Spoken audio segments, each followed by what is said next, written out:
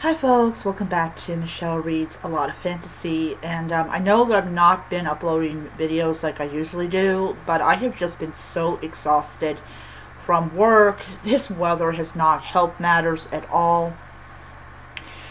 But yeah, so I'm still reading through the book. I thought for a second my note was weird. Anyways, I'm reading through the book 12 Months by Jim Butcher. This is a book that I have been really excited about for quite some time, and so far it has been living up to my expectations, and I'm very happy about that. So I have not been reading the book every day, mainly because I am reading other books. I'm reading books. I'm reading books on my Kobo. I'm reading books every once in a while on my Nook. And of course, I'm reading manga, which I will be flipping over to my Kobo once I get it. So, anyways, in today's video, I'm covering chapters 5 through 10. This is just my impression. I'm not going to really give anything away because I know some people have not yet gotten through the book, but at this point, most of you have gotten past chapter 11. So in this one, we kind of have this city that's basically essentially gone back in time, technologically wise, which is also posing a lot of problems for the people that live there, especially people that rely on technology to survive, especially people with like medical conditions and things like that. And I'm pretty sure that a lot of people that were hooked up on ventilators and respirators and all that stuff died. And then we have Laura and Harry, the soon-to-be husband and wife. You can tell from this book they do not care for each other at all. They don't. And Mob is pulling her usual tricks.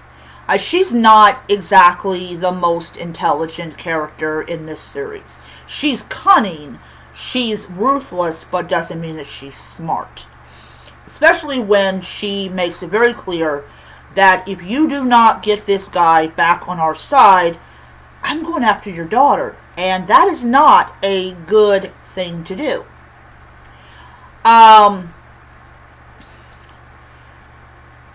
You also can tell that, Harry has post-traumatic stress disorder. He has been through a lot of battles in the series, but this was the big one. And yeah, it was nasty. You have you have people that died. They're decomposing and it's attracting these ghouls, which is apparently going to be the problem that Harry has to contend with in this book. Maggie is an unknown age. We don't know how old she is in 12 months. From how she's talking, you're going to guess that she's getting closer to maybe about 11. You can tell the difference between like how children talk and how like preteens talk. They talk, their tone is very different than it is if they're younger. Now, that doesn't necessarily mean that we can apply that to like geniuses. Geniuses talk differently than people that are not geniuses. But Maggie is talking as though she is older in this series, and I'm really interested in seeing when she does in fact come into her powers, because we know it's going to happen. We know it's going to happen. She will begin her magic from her father. And yeah. So anyways, I really thought that these 6 chapters were interesting.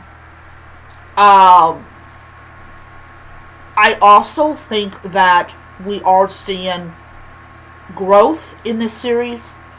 Another thing that we're also seeing in it is that Harry's been kicked out of the White Council. And because he's been kicked out of it, he's kind of in this castle with all these different kinds of people, and he gets visited by two wardens. One of, I can't pronounce the one guy's name, but he used to work alongside Harry when Harry was a warden.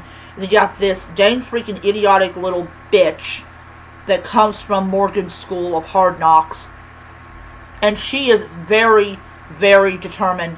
I mean, she's nasty. She is under, the only way that you can control her is if she's with, I think his name is Ricardo. I think that's her name, his name. And she just doesn't care. She does not care that she gets Ricardo angry at her. She wants Harry to know, I will kill you and I will kill your daughter. That would be the definite ending of it. Like, yep, I'm going to kill you, kill your daughter. Yeah, okay. Alright.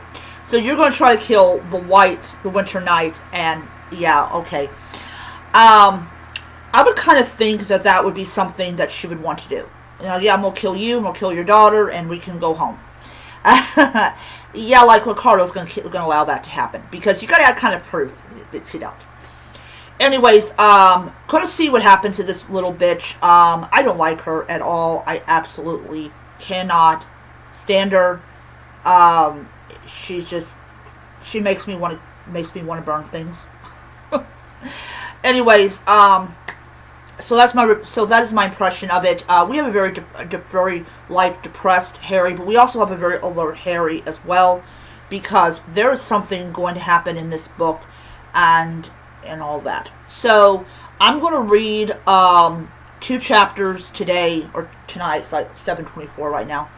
I'll read 2 chapters tonight, and then tomorrow I'll read chapters like 13.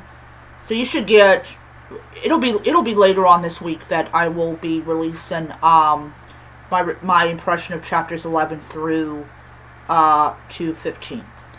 Alrighty, I'll see you guys next time. Bye.